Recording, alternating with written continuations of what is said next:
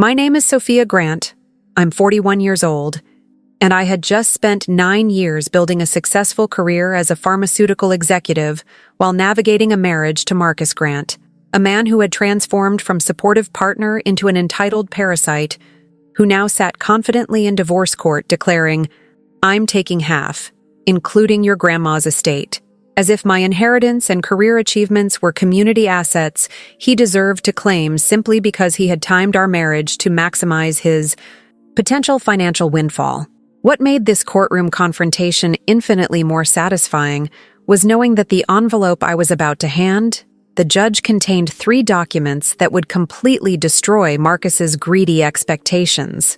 An ironclad inheritance trust that protected my grandmother's multi-million-dollar estate from any marital claims. A prenuptial agreement that Marcus had apparently forgotten he signed 9 years ago, and comprehensive evidence showing that he had been strategically planning this. Divorce timing to maximize his settlement from assets he had never earned or contributed to creating.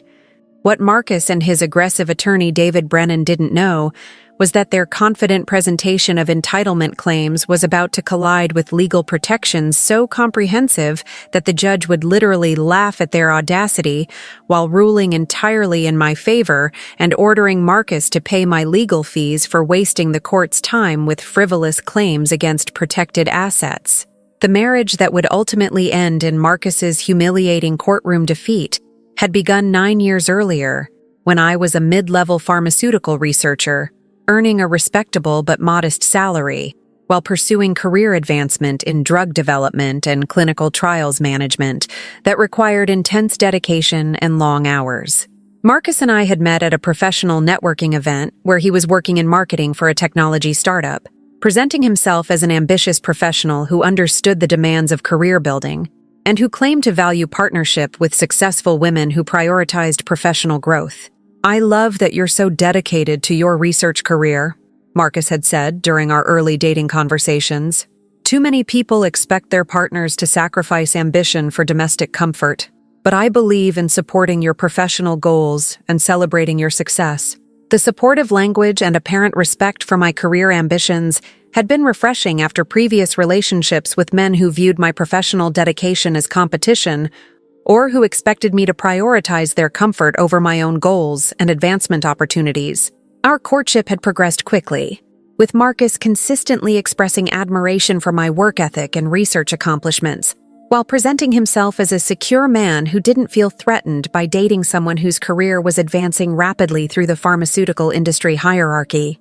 "You're going to be running that company someday," Marcus would say encouragingly, "and I'm excited to support you every step of the way as your partner and biggest advocate."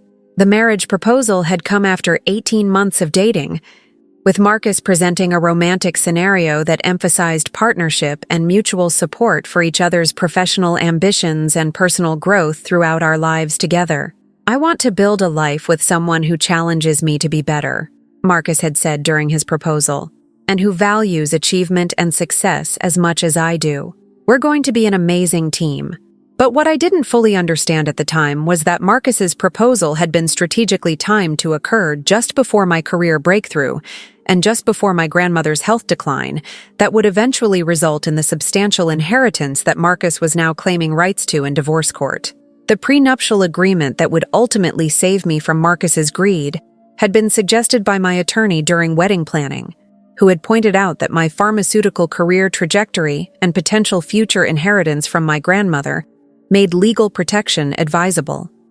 "Estate planning and career advancement in your industry suggest you should consider prenuptial protection," my lawyer had advised, "especially given the substantial assets your grandmother controls and the likelihood of inheritance within the next decade." Marcus's reaction to the prenuptial suggestion had been initially resistant, with hurt feelings and wounded pride about what he characterized as distrust and lack of faith in our relationship's permanence. "If you really loved me, you wouldn't need legal protection against our marriage," Marcus had argued. "Prenuptial agreements are for people who don't believe in commitment and who are already planning for divorce." But after several conversations and reassurances that the prenuptial was standard practice for anyone with inheritance potential and career advancement prospects, Marcus had eventually signed the document with apparent reluctance and continuing expressions of hurt feelings. "I'm signing this because I love you and want to marry you," Marcus had said dramatically. "But I want you to know that it hurts to be treated like a potential thief rather than a life partner." The prenuptial agreement had been comprehensive and ironclad, protecting my grandmother's future inheritance, my pharmaceutical career earnings above my baseline salary at the time of marriage, and establishing clear separation of assets in case of divorce. "This document protects inheritance and career advancement," the attorney had explained during the signing, ensuring that family assets and professional success remain separate from marital property. But apparently, Marcus's hurt feelings and dramatic signing ceremony had been so traumatic that he had completely forgotten or deliberately suppressed the memory of agreeing to legal protection that would now prevent him from claiming the millions he believed he deserved. The early years of our marriage had been relatively harmonious, with my career advancing steadily, while Marcus maintained his marketing position, and our household functioned with reasonable balance between professional and domestic responsibilities.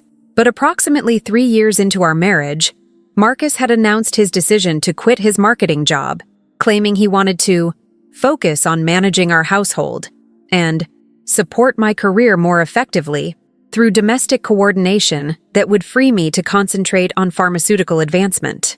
"Your career is taking off, and you need someone managing the home front," Marcus had explained. "I can handle household responsibilities while you focus on the research projects that are going to make you a star in your industry." The decision to become a household manager had seemed supportive at the time, but it had actually marked the beginning of Marcus's transformation from independent professional to entitled dependent, who viewed my career success as his personal ATM. Without employment structure or professional obligations, Marcus had begun spending excessively on luxury purchases, expensive hobbies, and lifestyle upgrades that consumed my pharmaceutical salary, while contributing nothing to our household finances beyond his self-described management services. "Managing a household is a full-time job," Marcus would say defensively when I questioned his spending patterns, "and I deserve to enjoy life while I'm supporting your career through domestic coordination." But the domestic coordination that supposedly justified his unemployment and excessive spending consisted primarily of hiring services to handle cleaning, cooking, and maintenance, while Marcus pursued hobbies and social activities that had no connection to household management or supporting my career. My grandmother, Eleanor Grant, who had built substantial wealth through savvy real estate investments and business ventures, had watched Marcus's transformation with growing concern and had privately warned me about men who married career women intending to live off their success. "Some men marry ambitious women planning to retire and live off their future earnings," Eleanor had said during a private conversation, "and they time their marriages to maximize their claims on inheritance and career success they never contributed to creating." The warning had seemed overly cynical at the time because Marcus's unemployment had been framed as sacrifice for my career benefit, rather than strategic positioning to claim my future success and inheritance. But Eleanor's concerns had been prescient, because Marcus's behavior had become increasingly entitled and resentful, as my pharmaceutical career continued advancing through management positions and executive roles that generated substantial income and professional recognition. "You should be grateful that I gave up my career to support yours," Marcus would say during arguments about finances. "Without my household management, you couldn't focus on your pharmaceutical work and advancement." The characterization of his unemployment as sacrifice rather than comfortable lifestyle choice was becoming more frequent as my career success generated wealth that Marcus claimed credit for enabling through his dubious support. My grandmother's death 2 years ago had brought both profound grief and the substantial inheritance that would become the focus of Marcus's divorce strategy and greedy courtroom claims. Eleanor's estate had been valued at approximately $4.2 million, including investment portfolios, real estate holdings, and business interests that she had built through decades of savvy financial decisions and entrepreneurial risk-taking. But more importantly, Eleanor had established her estate as an inheritance trust specifically designed to protect family wealth from potential divorce claims, ensuring that assets she had built would benefit her descendants rather than their spouses or ex-partners. Inheritance trusts protect family wealth from divorce claims, Eleanor's estate attorney had explained during inheritance proceedings, ensuring that assets built over generations remain within the family rather than being divided with spouses who contributed nothing to creating that wealth. The inheritance trust structure meant that my grandmother's estate was legally separate from marital property, protected from any claims Marcus might make during divorce proceedings regardless of marriage timing or community property laws. Have you ever watched someone confidently claim rights to money and assets that were comprehensively protected by legal documents they had apparently forgotten or never bothered to understand? That's exactly what I was about to experience as Marcus's greedy courtroom performance collided with legal protections that would make his entitlement look foolish and his attorney's aggressive strategy appear incompetent. But before that satisfying moment arrived, I had to endure Marcus's confident presentation of claims that revealed just how calculated and strategic his approach to our marriage and divorce had always been. The courtroom confrontation that would ultimately expose Marcus's greedy strategy began with his attorney David Brennan, presenting arguments designed to maximize Marcus's settlement by characterizing him as a supportive spouse who had sacrificed his career to enable my pharmaceutical success and who deserved to share in all marital assets, including my grandmother's inheritance. Your Honor, Marcus Grant gave up a promising marketing career to support his wife's pharmaceutical advancement, Brennan argued with practiced confidence, serving as household manager and domestic coordinator that freed Ms. Grant to focus entirely on her professional development and career success. The characterization of Marcus's unemployment as career sacrifice was so absurd that I had to suppress inappropriate laughter, because his household management had consisted primarily of hiring services and spending my money while pursuing personal hobbies that had nothing to do with supporting my career. During their 9-year marriage, Ms. Grant's income increased dramatically from mid-level researcher to pharmaceutical executive, Brennan continued, building his argument for substantial settlement. And that career advancement was only possible because Mr. Grant sacrificed his own professional prospects to manage household responsibilities. The claim that my career advancement had been only possible because of Marcus's unemployment was particularly galling, because my pharmaceutical success had been achieved through my own expertise, dedication, and professional excellence, despite having to financially support an unemployed spouse who contributed nothing beyond spending my income. Additionally, Ms. Grant received a substantial inheritance during their marriage, Brennan said, approaching the claim that would ultimately destroy his case. And California community property law establishes that assets acquired during marriage are marital property subject to equitable division. The confident assertion that community property law gave Marcus rights to my inheritance revealed that neither he nor his attorney had bothered to research the inheritance trust structure or review the prenuptial agreement that explicitly protected family assets from divorce claims. Mr. Grant is entitled to half of all marital assets, Brennan concluded dramatically, including Ms. Grant's increased career earnings and the inheritance she received from her grandmother during their marriage. Marcus was sitting at the plaintiff's table with a confident smirk that revealed his absolute certainty that he would be leaving this marriage with millions of dollars he had never earned, never contributed to creating, and had no legitimate claim to beyond marriage timing and exploitative entitlement. I'm taking half, including your grandma's estate, Marcus said loud enough for me to hear, his voice filled with satisfaction about claiming wealth that represented my grandmother's lifetime of work and strategic planning to protect family assets. The casual way Marcus discussed claiming my grandmother's estate revealed that he had been viewing our marriage as a financial investment that would pay off through divorce settlement, and that he had timed his divorce filing to maximize his claims on both my career earnings and inherited wealth. Ms. Grant's grandmother's estate is worth over $4 million, Brennan emphasized, apparently believing repetition would strengthen claims that were legally baseless. And Mr.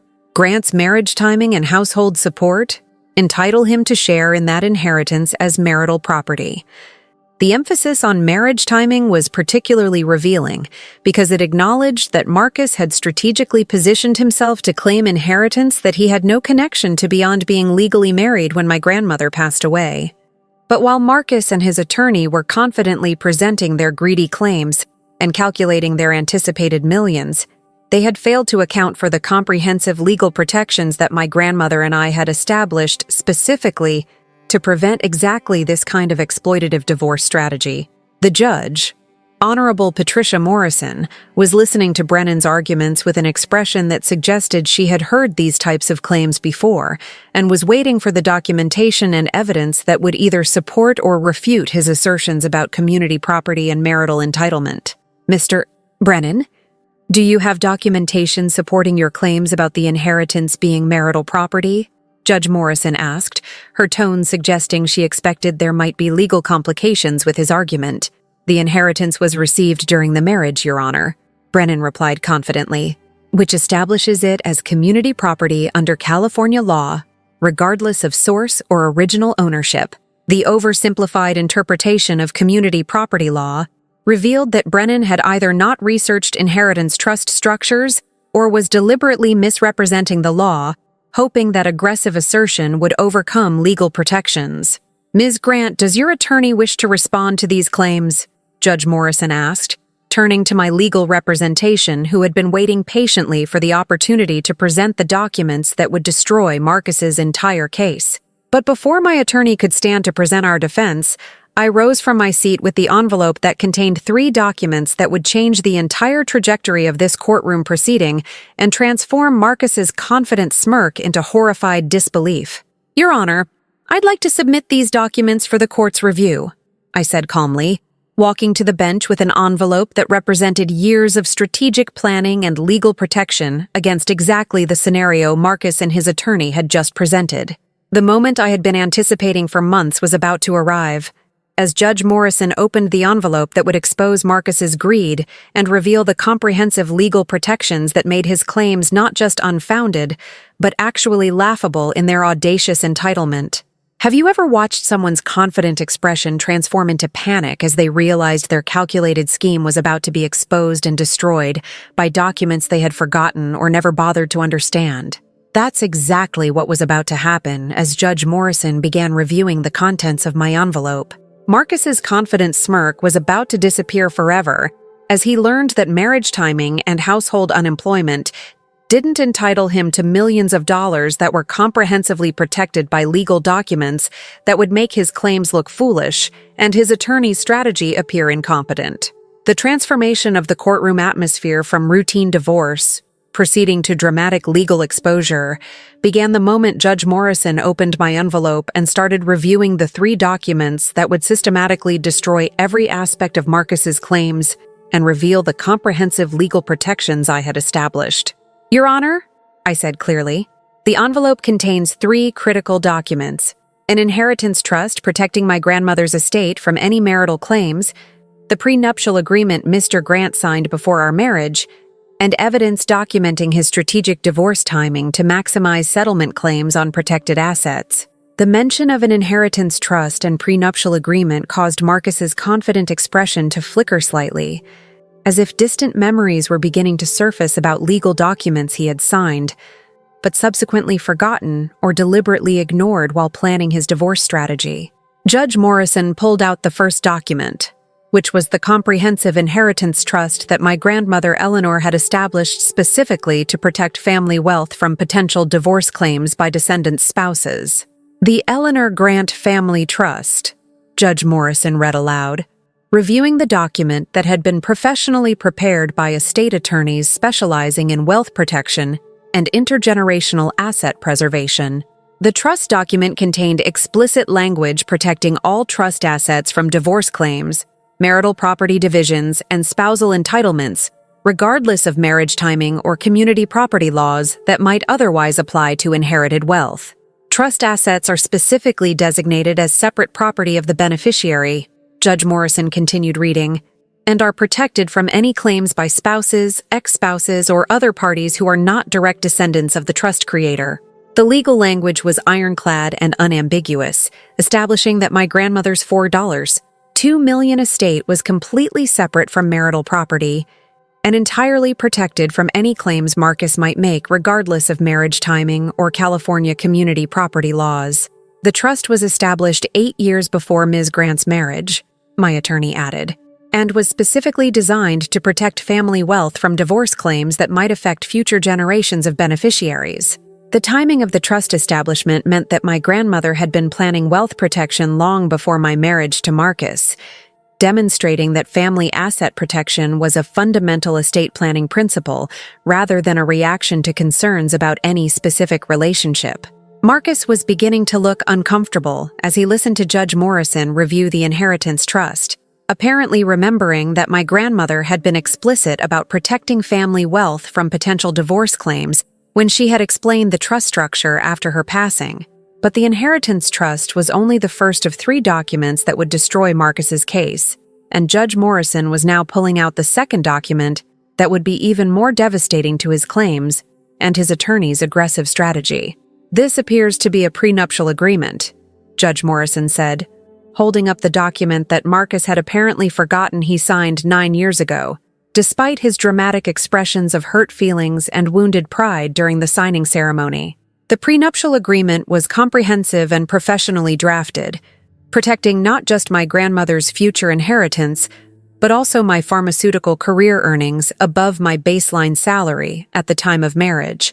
The prenuptial agreement was signed by both parties 9 years ago, my attorney explained, and specifically protects Ms. Grant's inheritance, career advancement earnings, and family assets from any divorce claims or marital property division.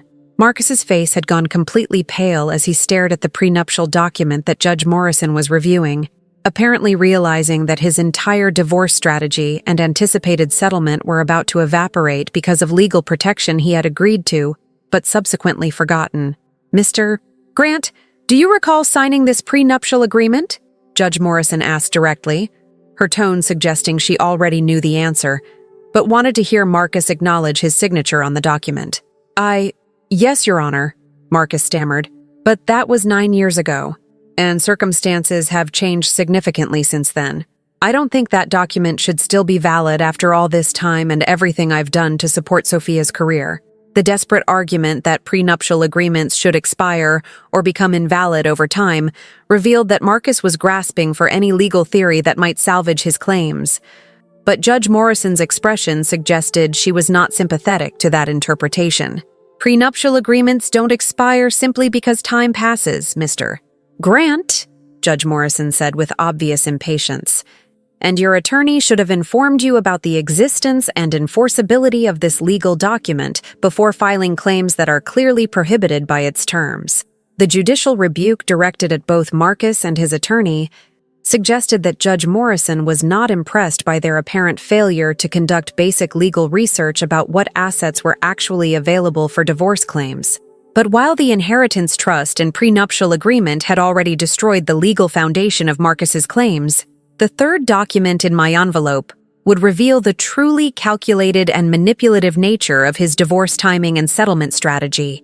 "The third document appears to be evidence about divorce planning and strategy," Judge Morrison said, pulling out materials that would expose Marcus's deliberate timing and calculated approach to maximizing his settlement from protected assets.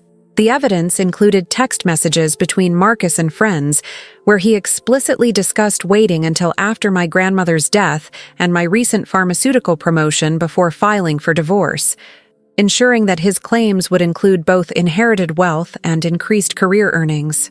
"I'm waiting until after Eleanor dies and Sophia gets her promotion," Marcus had texted to a friend. "Then I'll file for divorce and claim half of everything, including the inheritance." "She's not going to know what hit her." Judge Morrison read the text message aloud, her voice filled with disgust at the calculated and exploitative nature of Marcus's approach to marriage and divorce timing. Additional evidence showed Marcus had been consulting with divorce attorneys for over a year, specifically discussing strategies to maximize claims on inheritance and career earnings, while timing the divorce filing to create the largest possible settlement. "Divorce attorneys say I should wait until she gets the inheritance before filing." Another text message read, "So I can claim community property rights to the full amount instead of just her salary." The comprehensive documentation of Marcus's strategic planning revealed that his marriage to me had been viewed as a financial investment that would pay off through divorce settlement timing, and that his household management, unemployment, had been positioning to claim credit for my career success.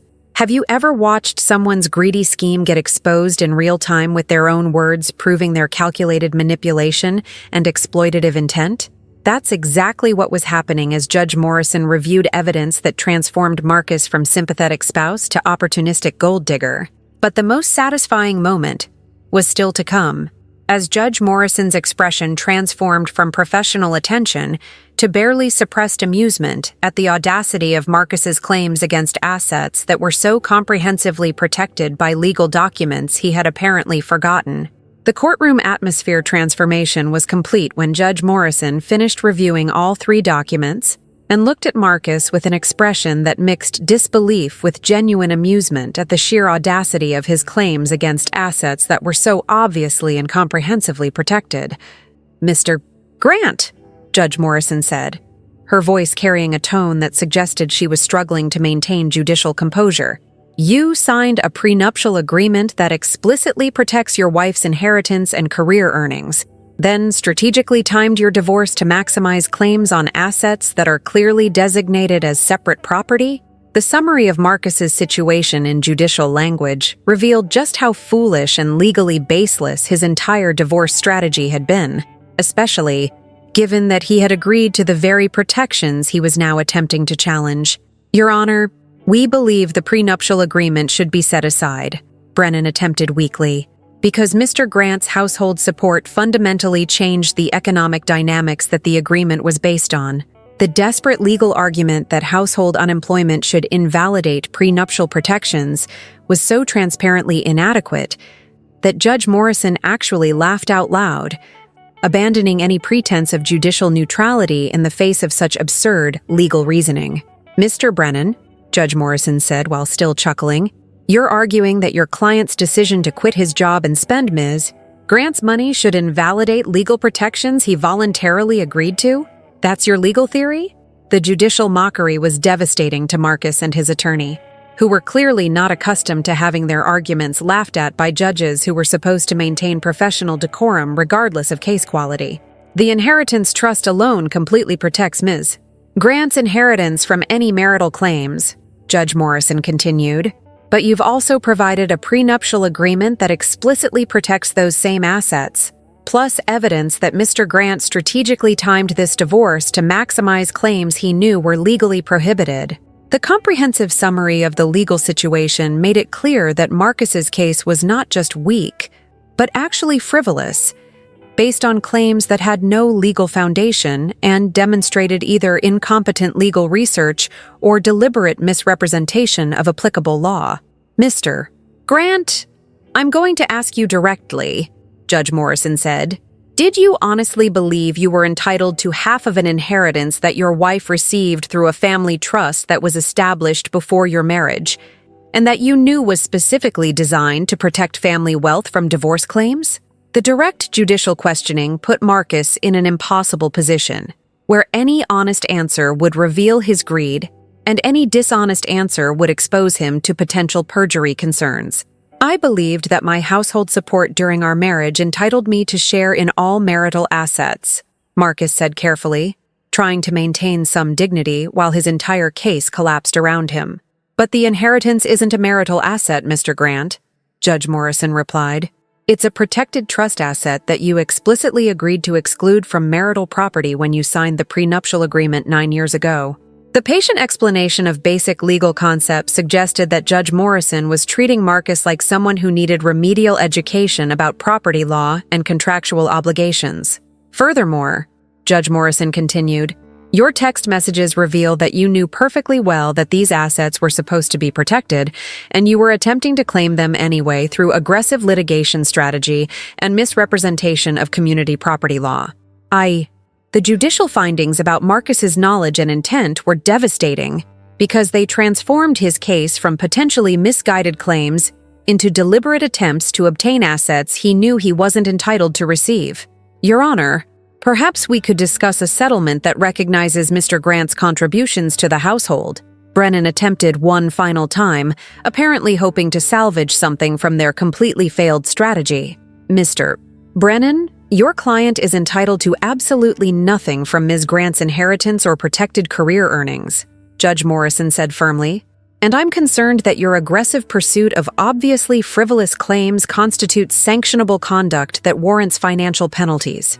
The mention of potential sanctions created visible panic in Marcus and his attorney, who had apparently not considered that their failed money grab might actually cost them money instead of generating the settlement they had anticipated. I'm ruling that all of Ms. Grant's inheritance, career earnings above her baseline at marriage, and protected assets remain her separate property, as established by the inheritance trust and prenuptial agreement, Judge Morrison announced officially, and I'm ordering Mr. Grant to pay Ms. Grant's legal fees as a sanction for pursuing frivolous claims against clearly protected assets. The comprehensive ruling gave me everything I had been seeking while punishing Marcus financially for his baseless claims and strategic manipulation of divorce timing.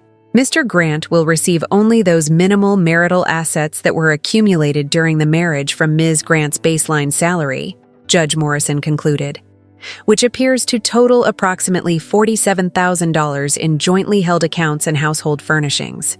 The contrast between Marcus's anticipated multi-million-dollar settlement and his actual award of $47,000 was a stark illustration of how completely his greedy scheme had failed when confronted with proper legal protection. Marcus was sitting in stunned silence, his confident smirk completely erased as he processed the magnitude of his miscalculation and the financial penalties he was now facing for his frivolous claims. Ms. Grant's legal fees total $68,000, my attorney added, which Mr. Grant will be ordered to pay as sanctions for pursuing baseless claims against protected assets. The revelation that Marcus would actually lose money through this divorce after accounting for legal fees and sanctions meant that his calculated scheme to claim my inheritance and career success had backfired catastrophically. The courtroom spectators who had been watching this drama unfold were buzzing with commentary about the spectacular failure of Marcus's divorce strategy and the judicial mockery his greedy claims had received.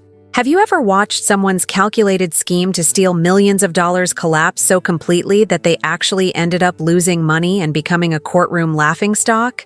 The satisfaction of that moment exceeded anything I could have imagined when I first discovered Marcus's strategic divorce planning. But the most satisfying aspect wasn't just his financial defeat. It was knowing that his greedy attempt to claim my grandmother's legacy and my career success had been exposed so publicly that his professional reputation and social standing would suffer permanent damage from his revealed character and failed manipulation. The final resolution of my divorce from Marcus Grant established exactly the outcome that my grandmother and I had planned. When we established comprehensive legal protections against exploitative spouses who might view family wealth and career success as opportunities for personal enrichment through marriage timing and strategic divorce. The divorce decree that Judge Morrison issued was unequivocal and comprehensive, protecting all my inherited assets, career earnings, and protected property while limiting Marcus's settlement to minimal marital assets that had been accumulated during our marriage from my baseline salary. The Eleanor Grant family trust assets remain the separate property of Sophia Grant, the decree stated officially, and are protected from any claims by Marcus Grant under inheritance trust law and prenuptial agreement provisions that were voluntarily executed by both parties prior to marriage. The legal language established permanent protection for my grandmother's $4.2 million estate, ensuring that wealth she had built through decades of savvy investments and business acumen would benefit me and future generations, rather than being divided with an opportunistic ex-spouse who had contributed nothing to creating that wealth. Ms. Grant's pharmaceutical career earnings above her baseline salary at time of marriage are protected as separate property, the decree continued, consistent with prenuptial agreement terms that explicitly designated career advancement earnings as separate property, not subject to marital division. The protection of my pharmaceutical career earnings meant that the professional success I had achieved through years of dedication, expertise, and strategic advancement remained mine alone, rather than being claimed by someone whose support had consisted primarily of spending my money and pursuing personal hobbies. Mr. Grant's marital property settlement is limited to $47,000, representing his share of jointly held accounts and household furnishings accumulated during marriage, Judge Morrison's ruling specified, and he is further ordered to pay Ms. Grant's legal fees, totaling $68,000, as sanctions for pursuing frivolous claims against clearly protected assets. The financial outcome meant that Marcus would actually lose $21,000 through this divorce, after accounting for legal fees and sanctions, transforming his anticipated multi-million-dollar windfall into a net financial loss that perfectly reflected the failed nature of his greedy scheme. But beyond the immediate financial consequences, Marcus's public courtroom humiliation and the exposure of his calculated divorce timing had created professional and social repercussions that would affect his reputation and future prospects far beyond just financial losses. "I can't believe Marcus tried to claim your grandmother's trust assets," my colleague Jennifer said when she learned about the divorce outcome. "Everyone in our professional network is talking about how he strategically timed the divorce to maximize claims on inheritance he had no right to." The social consequences of Marcus's exposed greed were particularly satisfying because they ensured that his behavior would be remembered and discussed, preventing him from easily rebuilding reputation or pursuing similar schemes with future relationships. The pharmaceutical industry community where I had built my career was equally supportive and impressed by the legal protections that had defended my professional success from exploitative claims. "Your grandmother's trust planning was brilliant," my mentor Dr. Patricia Walsh observed, "and your prenuptial agreement protected exactly the career advancement that pharmaceutical executives need to defend from spouses who view success as their entitlement." The professional validation of my legal protections reinforced the wisdom of comprehensive planning against potential exploitation, especially for women in high-earning careers where success might attract opportunistic partners seeking financial security through marriage rather than genuine partnership.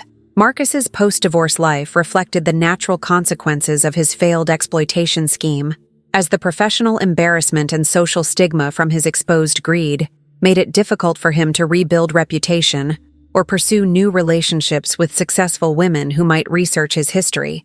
Marcus Grant tried to claim his ex-wife's inheritance through strategic divorce timing, became the summary that appeared in background searches and social circles, ensuring that future partners would be warned about his character and approach to relationships. The permanent nature of internet information and professional network discussions meant that Marcus's calculated scheme would follow him indefinitely, creating exactly the kind of long-term consequences that opportunistic behavior deserves but rarely receives. Meanwhile, my post-divorce life flourished both professionally and personally, as the stress of managing a manipulative marriage was replaced by freedom to focus entirely on pharmaceutical advancement and personal goals without someone constantly claiming credit for my success. Removing toxic people from your life creates space for genuine relationships and professional growth, my therapist observed, and your legal protections allowed that removal to happen without the financial exploitation that might otherwise have rewarded Marcus's manipulative behavior. The wisdom of comprehensive legal protection against exploitative relationships had been validated not just through financial outcomes, but through the peace and professional advancement that freedom from Marcus's entitlement and resentment had enabled. 2 years after the divorce, I met someone whose approach to successful partners was fundamentally different from Marcus's exploitative entitlement and strategic manipulation. "I'm impressed by what you've built professionally," my new partner David said, "and I'm excited to build my own success alongside yours, rather than viewing your achievements as resources I'm entitled to claim." The contrast between genuine partnership and exploitative opportunism was stark, and the experience with Marcus had taught me exactly what warning signs to watch for and what legal protections to maintain regardless of relationship quality or duration. Have you ever discovered that protecting yourself from exploitative people required not just ending toxic relationships, but ensuring that legal protections prevented them from profiting from the manipulation and strategic timing they had planned? Sometimes the sweetest revenge isn't just winning, but watching their greedy scheme collapse so completely that they actually lose money while becoming cautionary tales about the consequences of viewing relationships as financial investments. The judge's laughter at Marcus's audacity and the comprehensive legal protections that defended my grandmother's legacy and my career success created exactly the outcome that exploitation deserves: public humiliation, financial loss, and permanent reputation damage that ensures their character is known and their schemes are exposed. If this story resonated with you, please hit that subscribe button and share your experiences in the comments below.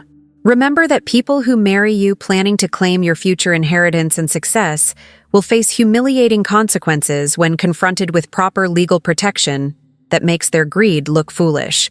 See you in our next story here on Her Sweet Revenge.